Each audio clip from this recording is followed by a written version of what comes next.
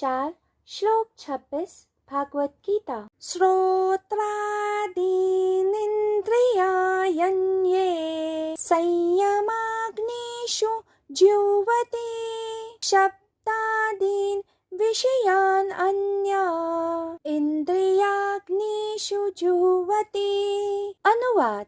अन्य योगी जन श्रोत आदि समस्त इंद्रियों को संयम रूपी अग्नि में स्वाहा करते हैं तथा दूसरे योगी जन शब्द आदि क्रियाओं तथा इंद्रियों के अन्य विषयों को इंद्रियों के अग्नि रूपी यज्ञ में स्वाहा करते हैं। व्याख्या।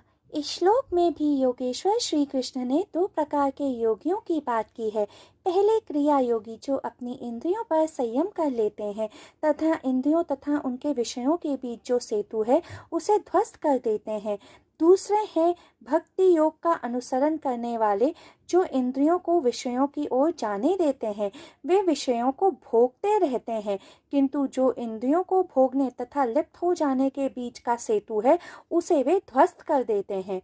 मनुष्यों को स्मरण रखना चाहिए कि इंद्रियों की गति सूक्ष्म है तथा कि सूक्ष्म स्पर्श दूर से भी हो जाता है। इसलिए मनुष्य की इंद्रियां जिसे छूना चाहती हैं, मनुष्य का हाथ उसे सबसे अंत में छुएगा क्योंकि वह सबसे भौतिक है। इस कारण आध्यात्मिक साधक से कहा जाता है कि आप अपनी इंद्रियों के प्रति सजग तथा जागरूक रहें क्योंकि साधक को पता चलने से पहले ही उनका स्पर्श घटित हो जाता है। यदि स्पर्श घटित होगा तो स्मृति भी अवश्य बनेगी तथा उस कारण कर्म भी उत्पन्न होगा। तो क्रिया योग के साधकों का लक्ष्य इंद्रियों तथा इंद्रियों के विषयों के बीच जो स्पर्श है उसे तोड़ना होता है क्योंकि उनके लिए इंद्रियों का भोग बंधन है, उनका उपयोग नहीं। फिर योगेश्वर श्री कृष्ण भक्ति योग का अनुसरण करने वालों की बात कर रहे हैं जो भोग करते हुए भी इंद्रियों तथा उनके विषयों के बीच के सेतु को ध्वस्त करे बिना ही उनमें लिप्त नहीं होते हैं।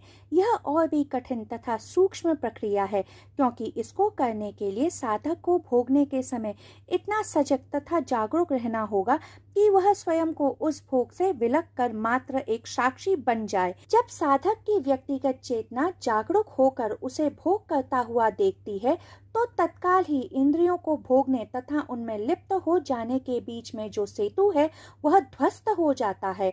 इन दोनों ही मार्गों द्वारा एक योगी को परम सत्य का ज्ञान होता है। बुद्ध, महावीर जैसे योगी क्रिया योगी की श्रेणी में आते हैं तथा योगेश्वर श्री कृष्ण स्वयं भक्ति योग की श्रेणी में आते हैं। योगेश्वर श्री कृष्ण का मार्ग बुद्ध तथा महावीर से बिल्कुल विपरीत नजर आता है। बुद्ध तथा महावीर ने सारे भोगों को त्याग संयम का मार्ग चुना किंतु योगेश्वर श्री कृष्ण सब भौतिक सुख भोगते हुए भी सबसे विरक्त रहे। तो चाहे इन महापुरुषों के मार्ग अलग क्यों न रहे हों किंतु इन सब का गंतव्य एक ही था, मोक्ष।